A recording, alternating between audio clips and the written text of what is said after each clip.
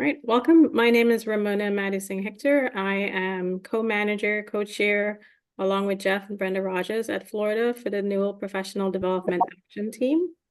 This is our third in a series of what we're calling the 4 Ps webinar series. So we've hosted webinars in February and May on different Ps, as you'll see here on this general flyer.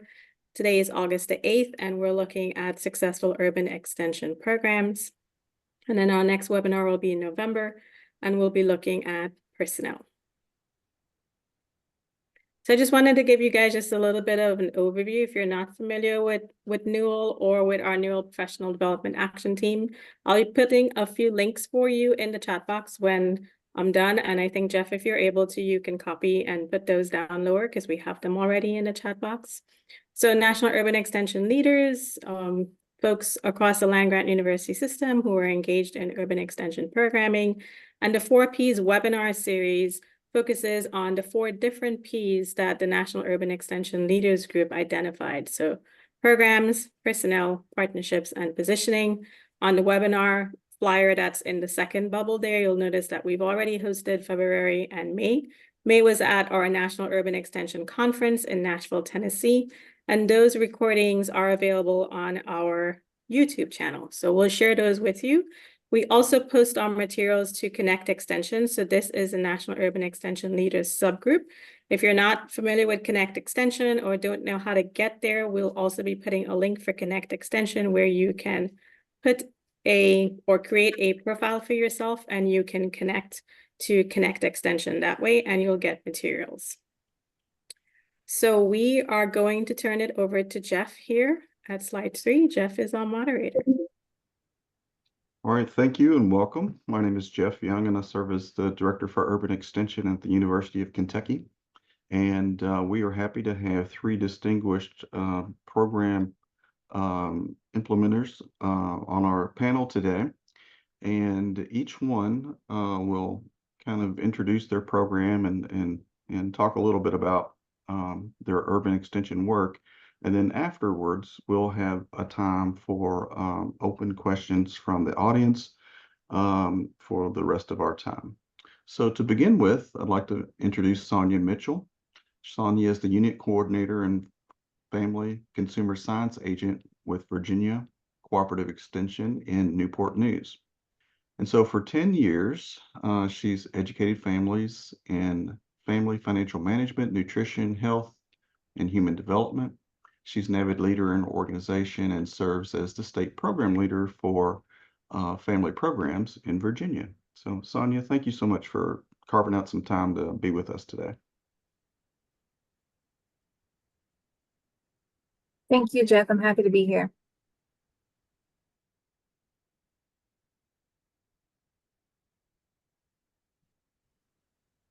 Did you want me to go over these few slides? Yeah. Okay. So one of the major programs that I did, this was something that we did previous to COVID, and we're starting to slowly but surely pick it back up now, is I worked with a community group called Hampton Roads Refugee. They're known as the HR3 program. And they are a nonprofit program that focuses on refugee families that migrate to Hampton Roads. In the Hampton Roads area, we are a huge military area. We have over 200,000 military families here. And so we're a well-populated area in the 7 cities in Hampton Roads. But I learned a few years ago that we're also an avenue for a lot of refugee families. And so HR3 works with those families as they commute in.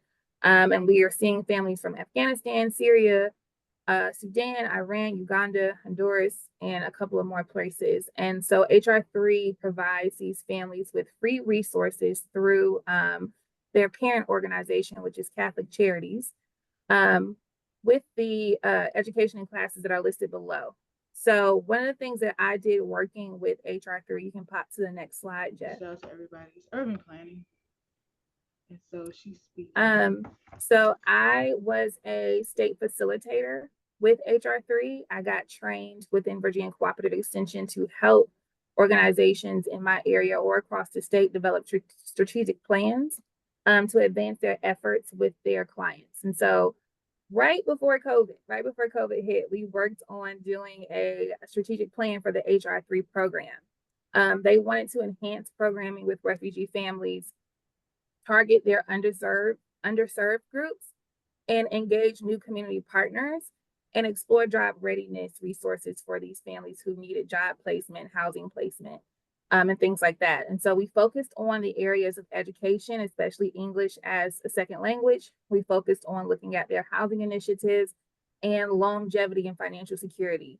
And one of the things that I found working with this brand new audience for my area is their needs weren't that much different than audiences that I have worked with in the past, but the approach was a little different. And so the biggest thing about refugee families in any area is their safety and being very discreet about who's here, what their names are, what services that they're getting, so that things don't become unsafe for those families. And so that meant looking at programming in really discrete areas, looking at programming where I wasn't always allowed to collect regular extension data like we normally would. So talking about things like that with my associations and making sure that I could count the numbers that I'm getting without having what we now know as HIPAA laws, things that HIPAA has changed for us as well.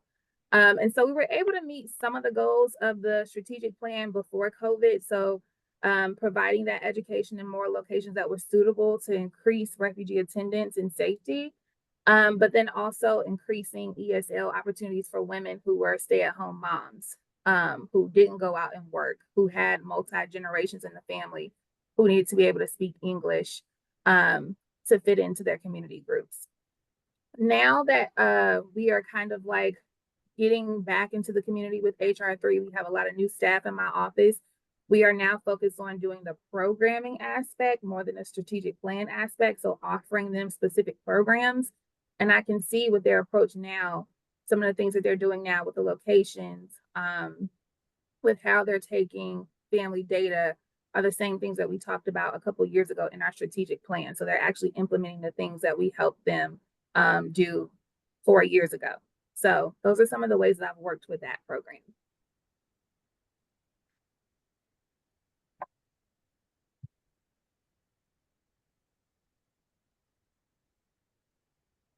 Thank you, Sonja.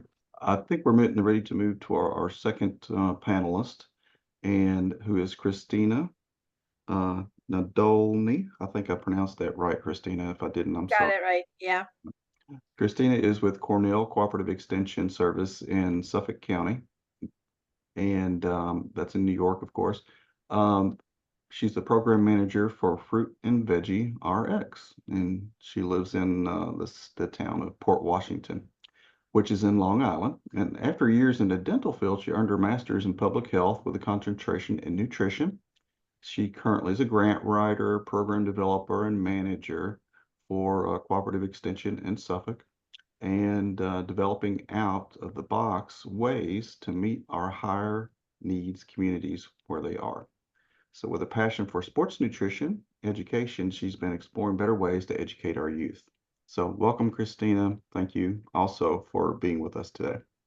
Oh, thank you. Thank you for having me. So just quickly, for those of you that may or may not be familiar with New York State itself, New York State is actually a relatively large state, but Long Island itself is this island that kind of jets off of New York City.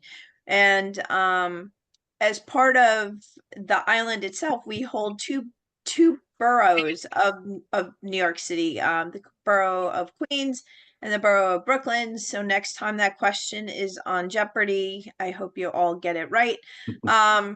So Long Island is this Long Island that jets off in New York State. So we are part of the Metro New York area. Now, when you look at the definition of urban, Suffolk County is on the eastern part of Long Island, and we vary from beautiful beaches and like huge estates to smaller, very urban towns that go throughout Long Island.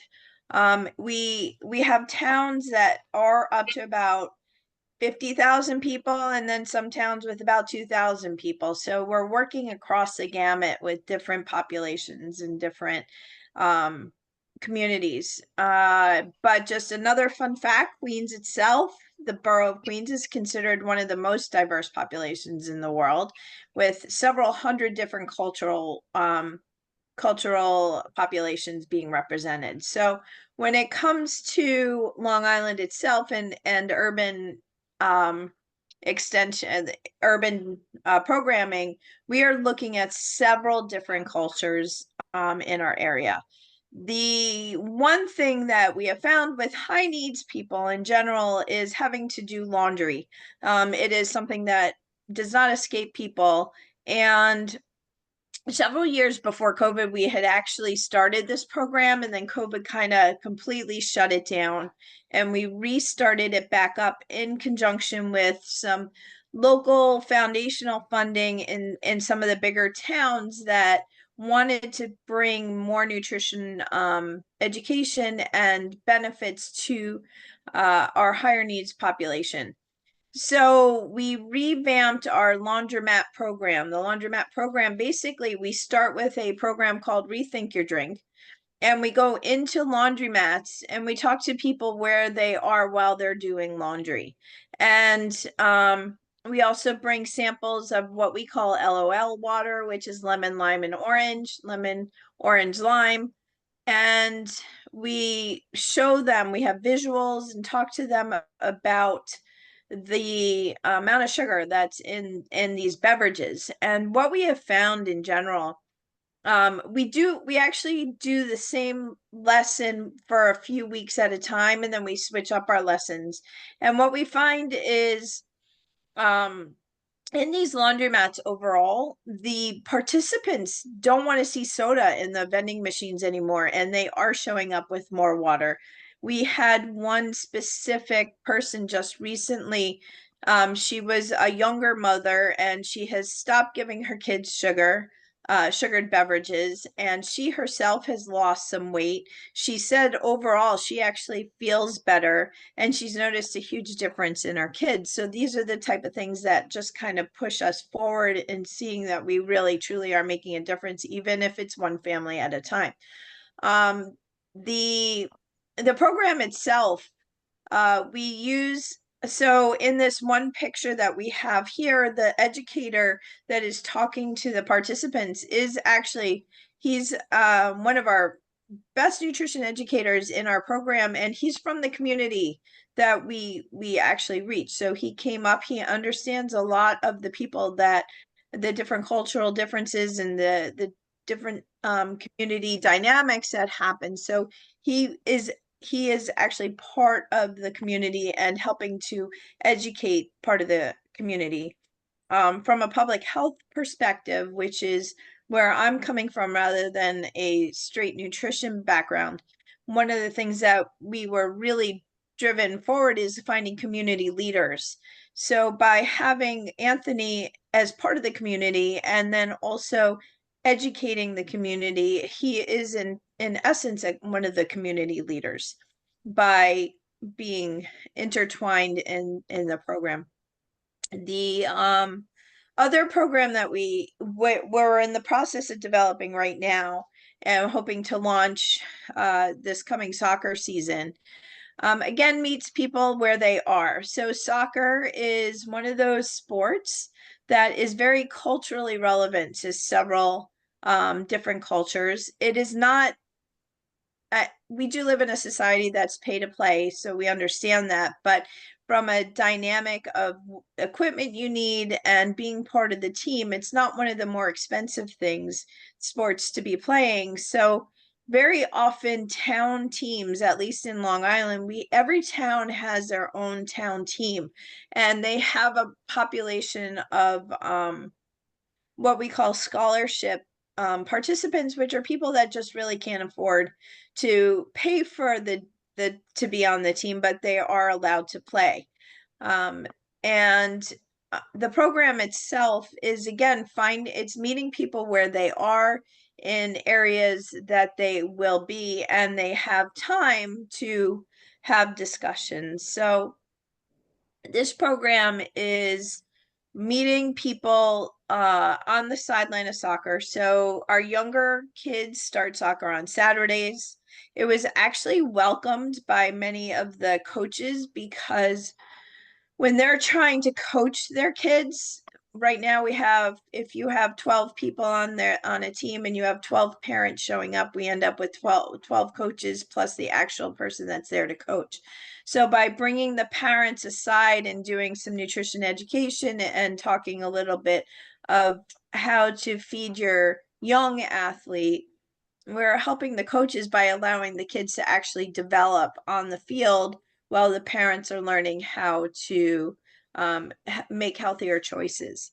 So again, this is still in development. We did a small pilot last year with great success.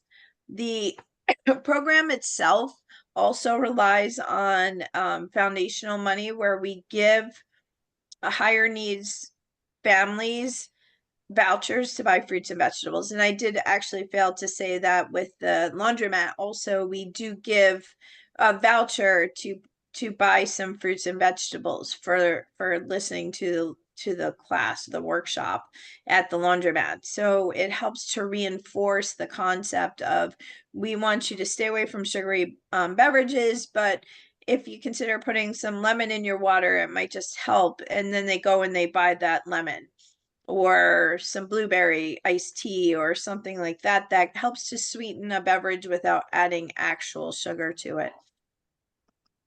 So in both cases, we offer vouchers to higher needs families. In the case of the sideline nutrition, we don't necessarily ask for financial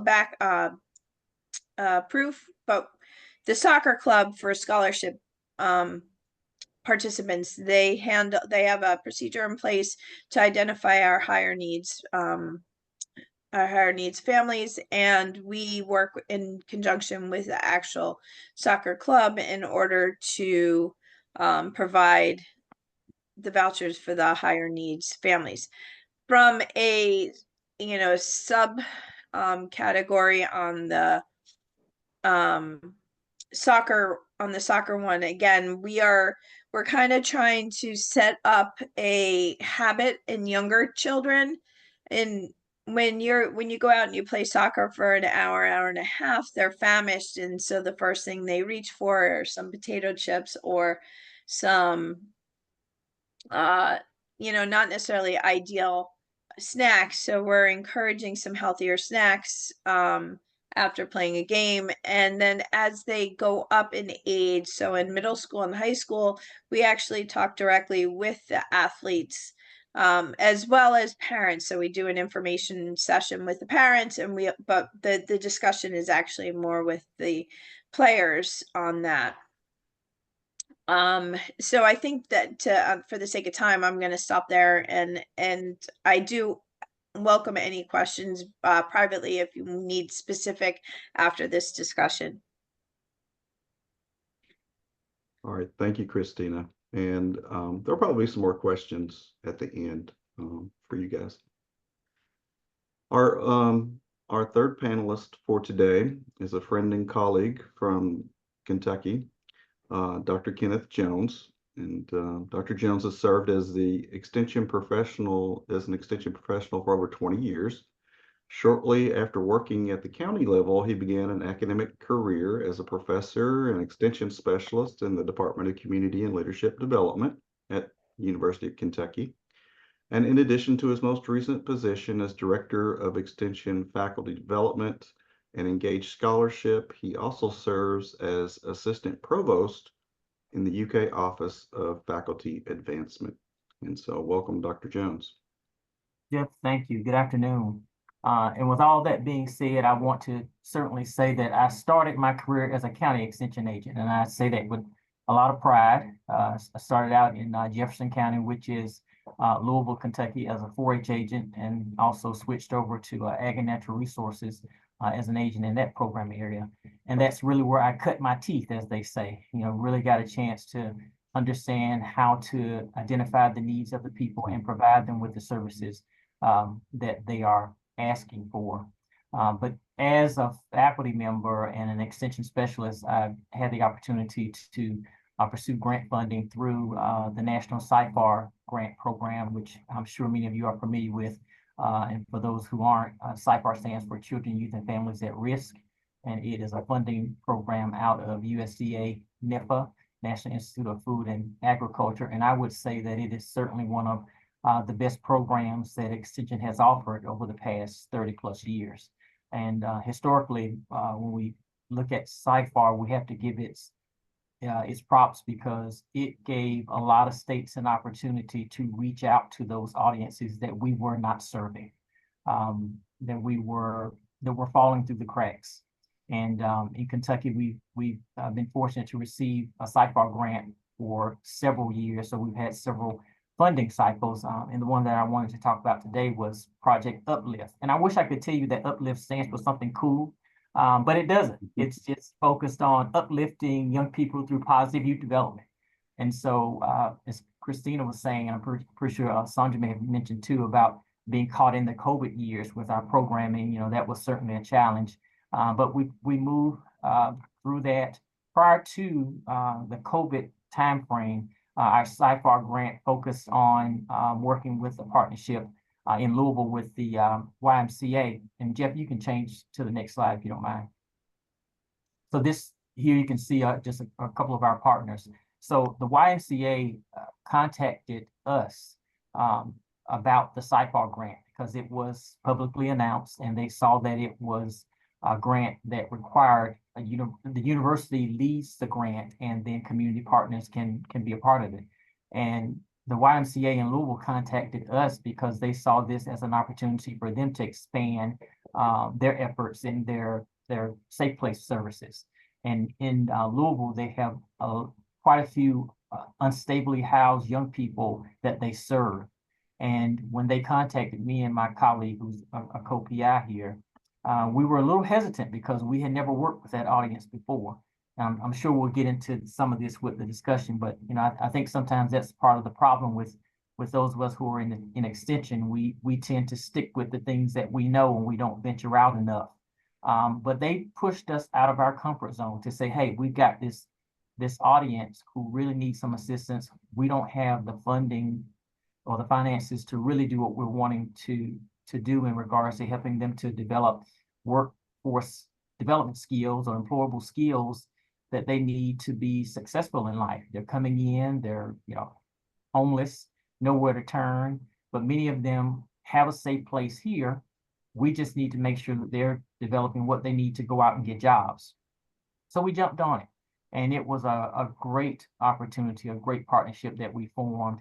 And just in summary, there was a happy ending. The bad thing is that we couldn't serve all of the young people and make sure that all of them were able to get jobs. But we did see, while we had that 4-year grant cycle, young people able to secure jobs, secure housing, able to have reliable transportation to jobs. So that's one thing that I often like to look at partners and collaborators instead of competitors, because they had an audience that we couldn't tap into without them. And so that was a very successful endeavor for us. And then what we just recently wrapped up, we continue with our Project Uplift title, but we were focusing on young people in Hardin, Jefferson, and Fayette counties. Well, Jefferson is going to be during the next cycle, but Hardin and Fayette counties. Hardin County is where Fort Knox is. So Sonja, like you, that's a military base, and a lot of military families, so a very diverse group of individuals. And Fayette County is Lexington, where the University of Kentucky is housed. So the Fayette County program was based in a middle school where we were focusing on mentoring and communication skills, leadership skills. And Hardin County, we worked with a community-based organization that really wanted to make sure that young people were developing those same critical life skills that are important for success in life. And so we had volunteers, we had staff that we hired through our grant program to support those endeavors. And we're really able to see some of the successes there. And we're excited about this next round of funding as we go back into Jefferson County, not working with the YMCA this time, but working with a local community organization, and who will also be serving some of the middle schools there. So just glad to be here to talk about some of the strategies that we've used, and being able to broaden our horizons by tapping into the expertise that our partners possess that we might not necessarily have at our disposal. Thank you, Ken, and I can attest that that was a really creative and successful program, and as he said, kind of broke new ground as far as audiences that UK Extension had not reached before. So really good work there. Well, as I'm gonna kind of lead off with a question or two, but for those in the audience, if you have questions, please feel free to put those in the chat box, and we'll get to as many of those as possible. We're gonna stick to our commitment, and we'll go until the maximum of 4:30 today. So first question for our panel. What are some of the foundational elements do you think need to exist, you know, for a successful urban extension program? And I'm not sure who wants to tackle that first, but I certainly don't mind going first, simply partially because we are currently doing a program with the Shinnecock Tribal Nation out in Eastern Long Island. And when we first, we've been working with them for a long time, but then again, COVID disrupted everything. When we first went back to them, one of the first things that the tribal nation had said to us is, we hope that you're not trying to work with us just because we look good on your resume, more or less. And I think that that kind of stood out to me, saying, well, we aren't, but are we really taking into account the cultural aspect? And we as non-tribal members coming in and talking about nutrition and different programming within ours, do we really truly have an understanding of their culture and their population? Yesterday we were doing a supermarket tour, and the Hamptons are this high-end place in Eastern Long Island where the Shinnecock Tribal Nation also is. So we're in a supermarket that is jam-packed. It's so totally full of people out in the Hamptons for vacation. And somebody bumped into one of our workshop people, and they were really upset about it because they felt like their local supermarket is being overrun by people that are there for vacation. And I think that even just looking back at, well, maybe we shouldn't have scheduled a supermarket tour in the middle of summer vacation is also like one of those things that you look at and say, well, maybe, you know, it should be looked at. So I think one of the biggest things is really understanding the population you're working with. And I know that was kind of a long-winded way of saying it, but very often we learn things from different communities and community members, but we don't necessarily truly understand who we're working with. And therefore, I think one of our biggest things is hiring from within the community. So we had hired somebody from the Shinnecock Nation to work with us with the workshops that we're working with. Just like I had mentioned with Anthony, we had hired him from within the communities we're serving. I do feel that it is really, really important. We are currently looking for Haitian Creole, because that is a large population that we want to serve, and we just don't have a good cultural understanding of the population there. So I do find that having a diverse and really good understanding of the culture that we are trying to work is really a big key in the success of programming. And I kind of want to piggyback off of that. One of my key elements is to remain fluid. When you're working with populations like refugees, you're working with people from several different places, and there is a liaison between you and the family or the person. And so there's a language barrier there, there's a cultural barrier there. And so sometimes as extension, we can get so used to having our cookie cutter way of programming, showing up with our resources. It's supposed to go like this, and this. And then you guys do my evaluation and I'm back in the office. And I found with refugee families and families who English is not their first language, I learned that I have to talk slower. I have to designate more time for these classes. They're not 30 minutes to an hour. I'm with these families to up into 2.5 hours because it takes that much time for me to communicate to the liaison or the translator, and then that person to communicate with the family. And at first it was really intimidating. I've been in extension for 10 years. And when I first started working with HR3, it was really intimidating because I was like, oh, like I had never worked with a translator before. I've never had to be so mindful about how I am catering this program to a very specific and different need. And so I had to be open and fluid with the HR3 liaisons coming back and telling me like, hey, that's not gonna work. They're gonna need it like this, and this. Let's do some board meetings. Let's kind of sit down. Let me see what you want to do with them so I can tell you what's gonna work and not what's not gonna work. And not taking that offensively, not taking it personally, and making sure that you remember, like Christina said, you are there to service them, not just to always meet your deliverables so that you can get a good faculty review at the end of the year. And so it did cause me to kind of be a lot more patient with myself and patient with my audience, and just remain fluid about what changes needs to be made in order for the information to be relayed in the best way. I think the only thing I could add to that is that we need to also make sure that we have extension administrators who also value urban extension programs as much as they value traditional extension programming. And I'm glad to see that we have more diversity among our extension administrators. I've been around long enough to know some of you have been around a while, where you remember that if you were the extension director, you were probably coming from the ag side of things, either plant science, soil science, animal science, right?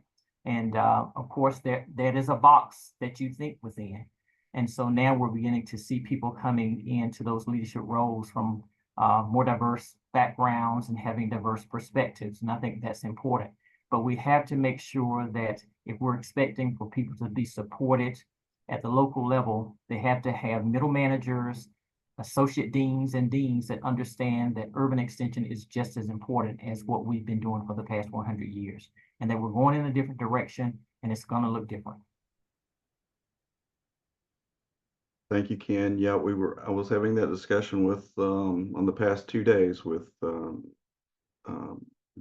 ECOP subcommittee, and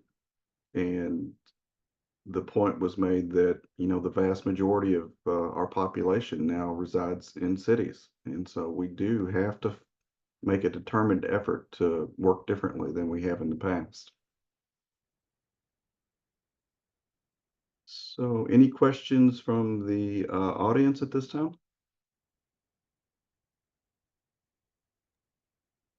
Brenda? Thank you. I've talked faster than I can type. So I've been with Extension for a very long time. I probably should put 3 or 4 varies in front of that. But and I've found over the years that it's kind of easy to find partners when you have money. But I'd like to hear some of your thoughts about how you find partners in an urban environment, or any environment, but urban particularly, when your expertise is what you bring to the table. Any thoughts on how you find the partners where everybody wins? I can speak on that. I think I'm in an area where I'm a little blessed. Hampton Roads tends to be resource rich, and so we have a lot of agencies. The only downfall is a lot of us do a lot of the same things. And so we are always partnering because we don't want to duplicate the work. But I transferred into Newport News from a rural county. I worked in James City County for 2 years and then transferred to Newport News.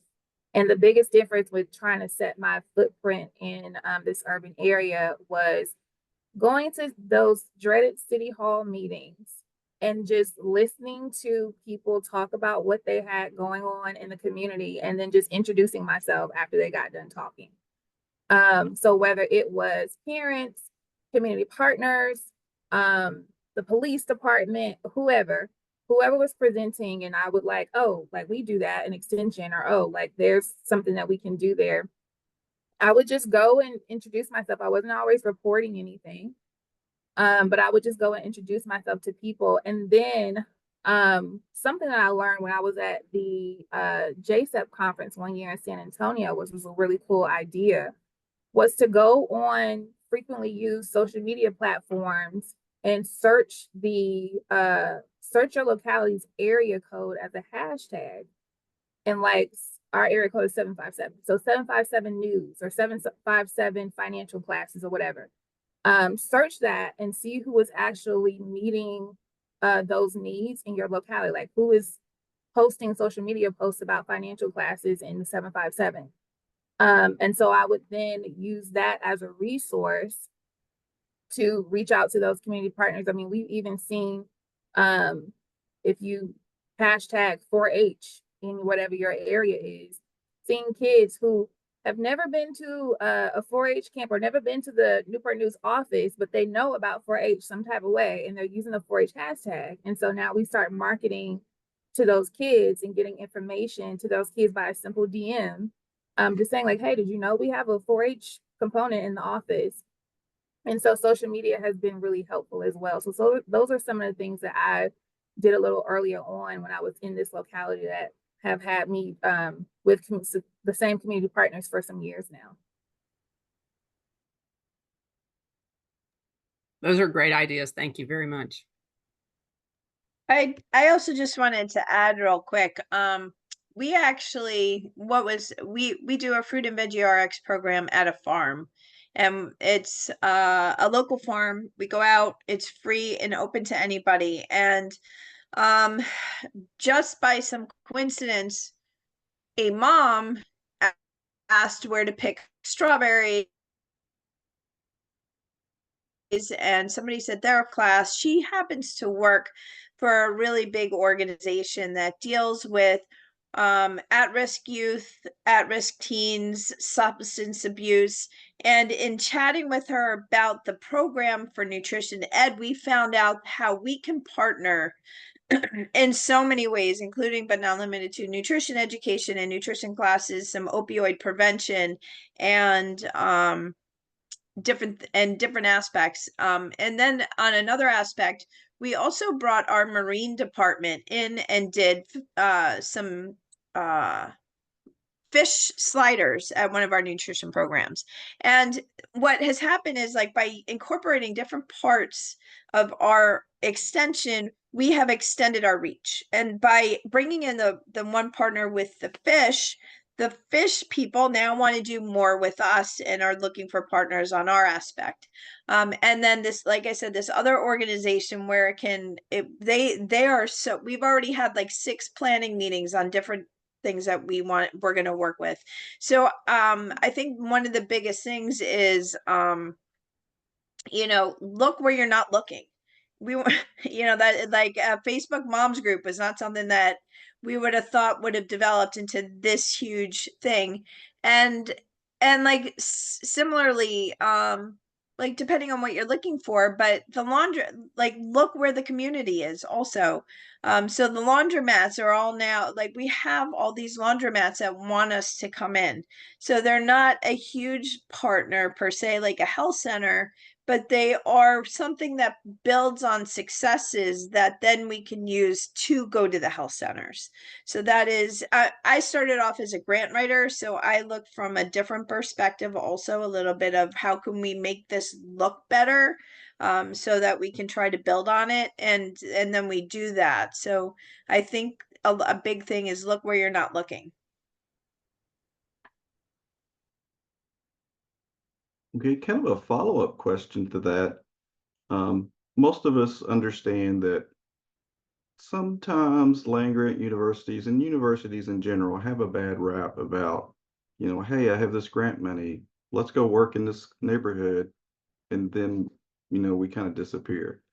What strategies or any advice that you have to the audience about how to maintain those relationships once you get them started with non-traditional audiences? I'll start out with that one. You know, we oftentimes think about the people that know us well, but we also have to come to grips with the fact that there are a lot more people out there who don't know us very well. But what are the strategies that we take to get those people to know us well? We provided opportunities for their children through 4-H. We lived in their communities. We went to school with them. We saw them in the grocery store, faith-based institutions, what have you. We interacted with them all the time. And so I think it's unrealistic to think that everyone that we hire would be serving those audiences that may not know us well. But in our hiring practices, I think we should make sure that we're considering that instead of thinking about who's going to be the best fit. I've heard someone describe it as who's going to be the best cultural add, who's going to add value to who's going to bring something different to the table, who's going to bring something different to that community if we hire them. Are they going to be the ones that will be able to reach out and be the connectors that we don't currently have? And so that also sends a different perspective when we're hiring people from diverse backgrounds, people with diverse thought, and then they're coming up with different strategies to reach out, live in those communities, interact with them on a daily basis to build those relationships. Because we all know it takes time to build relationships. You can't just, pop up and say, hey, we know this great thing for you, buy into it.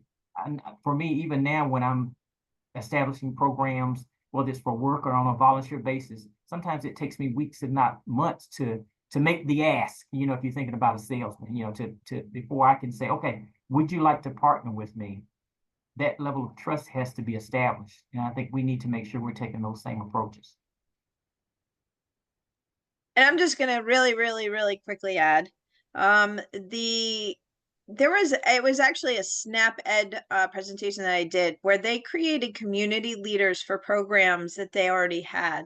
So they aren't necessarily sanctioned in the same way, but this one was like a hiking. It was a physical activity, not a hiking. Like they would be walking, and so what they would do is they would start and work with a group of people, and then somebody emerged as kind of like the leader of that within that group, and then they kind of trained them to be the leader and can kind of facilitate as a volunteer. And I found that actually kind of a little bit empowering. And in my Fruit and Veggie RX program, we actually do a lot of virtual programs. So we're not even in person. And one of the participants said, listen, I want to walk every day, but I don't like doing it alone. And another participant said, well, will you FaceTime me? So we literally have now a group that empowered themselves to become a virtual walking group. And so I kind of see like it's the same thing by helping and aiding some of our participants to maybe stepping up and becoming a leader in some of the activities that we do also helps to keep a pulse in the community and allows us to maybe back away a little bit instead of just really completely backing out. And sometimes there's that balance between whether or not you're starting to like age out or time out of programming in a certain community versus like we just need to revamp it by having some of those internal volunteer community leaders, if you will, that have stepped up within your participation group. You allow them to help you guide if there are changes, if there are things that maybe need to work through. And I'll quickly add as well, when I first got hired, I adopted a grant program that was solely grant funded. And one of the things that my director taught me at that time was whenever you get a grant for a program, always be thinking about self-sustainability of that program after those grant funds run out. Now, luckily, that program is still functioning with grant funding. We've been really blessed. But we have had to think about creative ways, like Christina said, with volunteers, smaller local grants, even some of those like just community groups that meet on their own that will kind of like help to offset costs, finding in-kind donations, reaching out to faith-based groups that can house this program so that we can still have places to meet, touching base with food groups so that we can still have food to feed the participants that come if that has a food component. And so I would always advise, if you are going to apply for a grant, and if it is limited funding and a limited time frame, always be thinking about ways to sustain that programming past that grant cycle, just in case you don't get those funds again. Just kind of start thinking about creative ways that you could keep this going, especially if the community is really into it. Yeah, all three of you bring up very good points. Hiring, is crucial and essential. And, Extension has a strong history of training and developing volunteers. So that was a great point, Christina. And then Sonja, the grant and making things as sustainable. Those are really three great answers to that question. Okay, I want to give a pause to allow any questions from our audience, either in the chat box or if you want to unmute.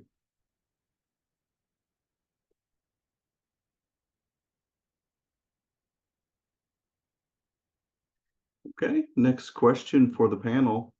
How do you balance boundaries of programming with the traditional elements of extension?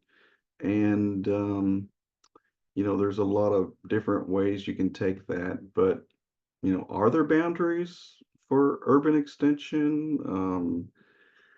I know in some of our counties in Kentucky in the past, there's been like a urban extension office, then there's the rural extension office, and they really didn't work together so much. It was just kind of there's a line there and each did their own thing. Have y'all run across that, and how do you deal with that?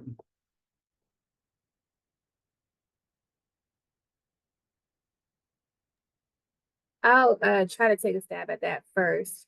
I think one of the biggest things is trying to, like you just said, Jeffrey, partner with the rural areas around here. One of the common themes with citizens in the Hampton Roads area is they either are commuters, because most people will live in one city and work in another city, or they never leave their city.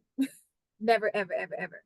And so you'll hear people say like, oh, you're on the Tidewater side, which is the Virginia Beach area, or you're on the Peninsula side, which is my area. And so you'll see the difference between people who don't want to cross over a bridge of water just to do something as basic as go to a beach. Let alone us trying to find the very few rural farms that we have out here in this area. It's very few.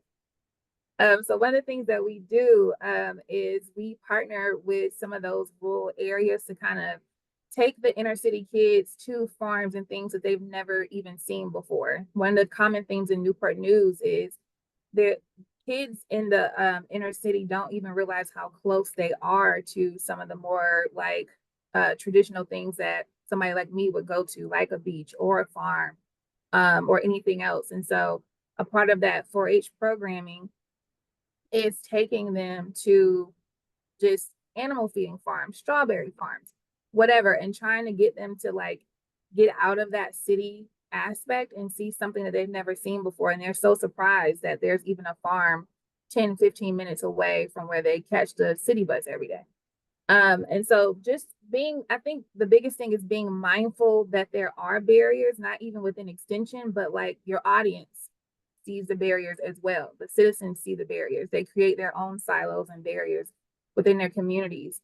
And so just trying to keep that in mind when you're doing programming, incorporate ways that you can kind of cross those invisible lines that we create to open up their eyes to something new. And I'm just not really convinced that we should take a different approach when it comes to urban and rural, because the barriers, as Sonja says, they're pretty much the same. I mean, when you look in rural communities, they're dealing with substance use and mental health, et cetera, the same as in urban areas.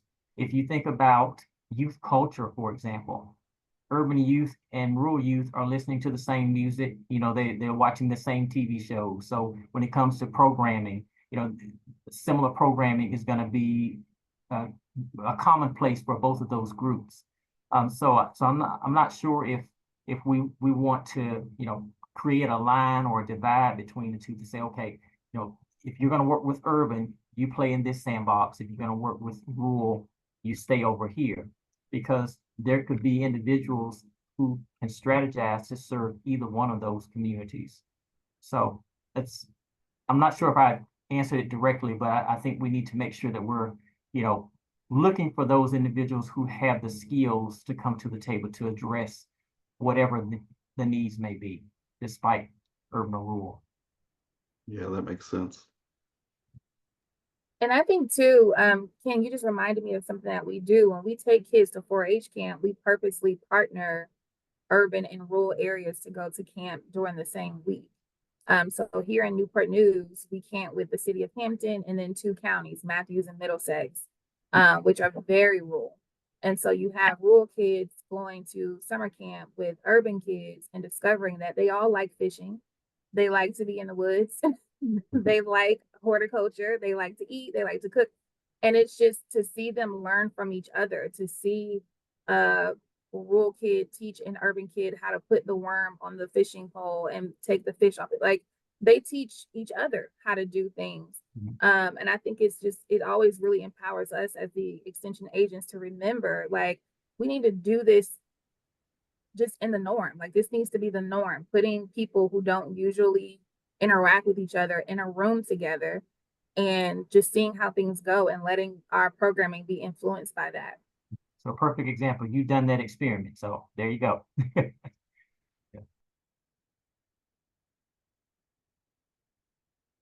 Very good. Our final question, and this will kind of wrap up today's webinar. If there's one lesson you've learned from engaging urban audiences, what would it be? I'm gonna take this one real quick. Although I think we all know that my real quick is like not as quick as real quick, but I have to say, again, my biggest program right now is the Fruit and Veggie RX program. And one of the things that when we first launched it, it was a little bit of a struggle to get people to walk in the door. We were doing with our diabetes nutrition education, we couldn't get people to walk in, even though we were giving them money for fruits and vegetables. However, after the 3rd week of them walking in, what I found the most rewarding thing probably in my professional life is how these participants wanted to learn. They were hungry for the knowledge, and this empowered them to take on their own health and make changes.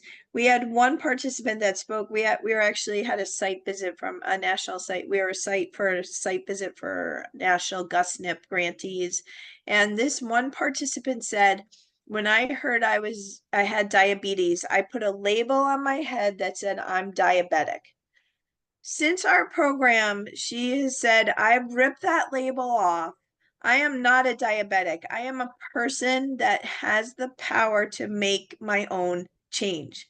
And I think that is one of the things, again, even if it was just one person, we have made a difference in that person's life. And I think that is probably one of the reasons that we do this, is to see that success story. But it is the most powerful thing I have had, to see the way people, they want to learn. It just is how we engage them and how we bring them in the door. That's the challenge. But once they're there, they don't want to stop. Yeah, that's a great story, Christina. Thank you. Yeah, and I would agree. I was actually going to say that, Christina, just their desire to learn. One of the perspectives that I have is we do have a few farmers markets here that, you know, that might be considered more of a rural programming for the farmers.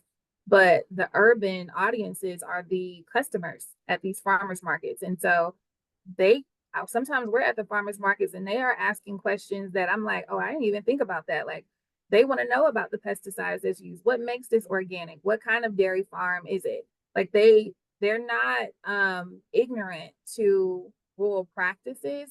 They're living in a very urban area that still can benefit from just the things that extension officers might prioritize for rural. So they want to know too. They want to be educated as well. They want to know about nutrition labels, and especially if they are diabetic. And so they're Googling it and shooting their best shot on Google trying to diagnose themselves. And I always find that they feel more confident when I say, like, hey, no, I'm coming from these 2 universities, like, this is research-based information, like, let me give you some information that is really going to be sustainable, and take it back to your physician and go from there. So the opportunity is there. I just find that you have to keep showing up. I'm sure, Christina, by the time they saw you the 3rd or 4th time, they're like, let me go to this lady's table and see what she has. So keep showing up. And again, just don't take it personal if it takes more time to get them engaged. And I think I mentioned it in my opening, and my colleagues have shared the same. Don't be afraid to collaborate, because we're partners for a reason.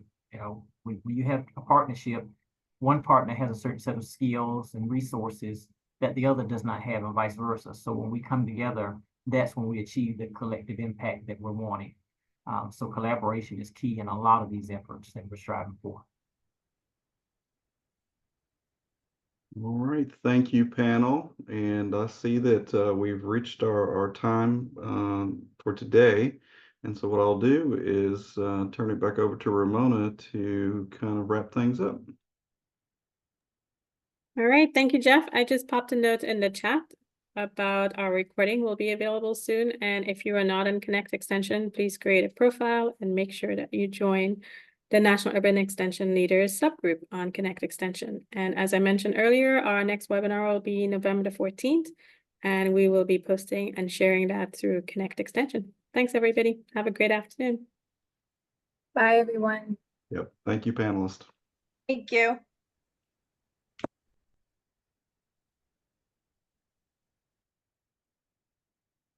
Yay. That went well.